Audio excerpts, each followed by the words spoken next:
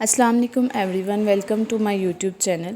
आज हम डिस्कस करेंगे वर्कशॉप के बारे में, सिम्पोजियम के बारे में और प्रेस कॉन्फ्रेंस के बारे में। सबसे पहले देखिए वर्कशॉप क्या होती है, वर्कशॉप क्यों करवाई जाती है और वर्कशॉप की अहमियत क्या है। जब कोई नई चीज़ मुतारफ़ करवानी हो या लोगों को इसकी आगाही देनी हो या तरबियत देनी हो, तजावीज़ या सिफारिशात करवाई जाती हैं तो वर्कशॉप करवाई जाती है। मसलन आबादी बढ़ रही है या निसाब में कोई तब्दीली करनी हो, डेंगू या कोरोना या किसी भी बीमारी पर वर्कशॉप की जाती है। हर वर्कशॉप में होस्ट या मेज़बान कंपेयरिंग करता है और फिर इस वर्कशॉप में अराज़ व मकासिद पहले बयान किए जाते हैं। मसलन अगर हमने आबादी पर वर्कशॉप करनी है तो मेज़बान और मॉडरेटर वगैरह या वर्कशॉप का सेक्रेटरी पहले अराज़ व मकासिद बयान करेगा और इसकी अहमियत को उजागर करेगा। इसके बाद वो वर्कशॉप में शुरका के ग्रुप बना देगा।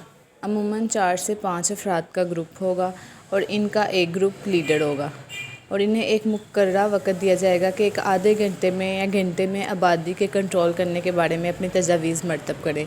और वो क्या करेंगे, वो तजावीज़ अपने ग्रुप लीडर को देंगे और जो वो 4 या 5 ग्रुप लीडर होंगे वो बारी बारी स्टेज पर आएंगे और अपने ग्रुप की जो तजावीज़ होंगी वो पेश करेंगे।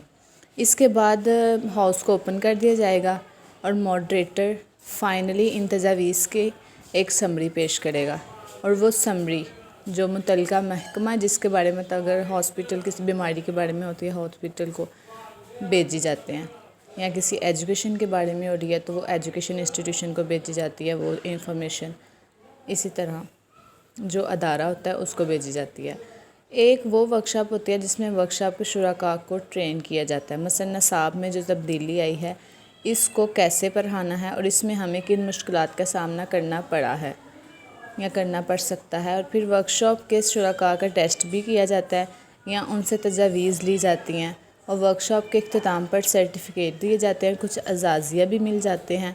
ये वर्कशॉप इंतहाई टेक्निकल और फ़नी नैयत की होती हैं।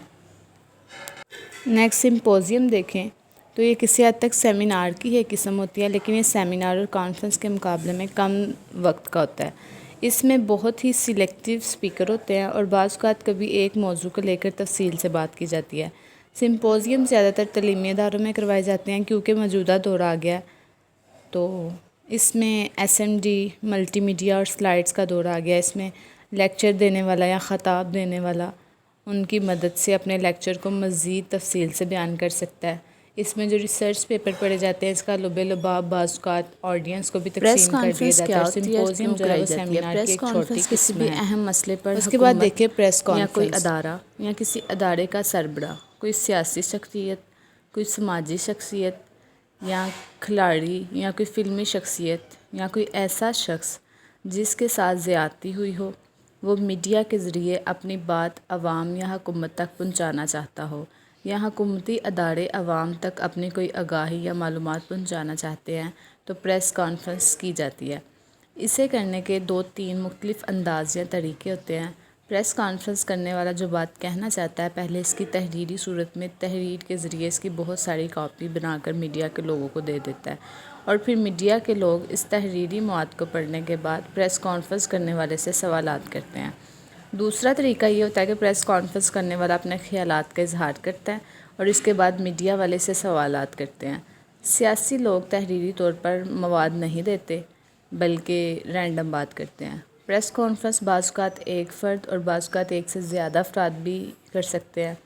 इस तरह जिन लोगों के साथ ज़्यादती हुई हो या इनका कोई मसला होता है तो वो मीडिया के ज़रिए अपनी बात लोगों तक पहुंचाने के लिए प्रेस कॉन्फ्रेंस करते हैं। इसी के साथ हमारी वीडियो ख़त्म होती है। अल्लाह हाफ़िज़।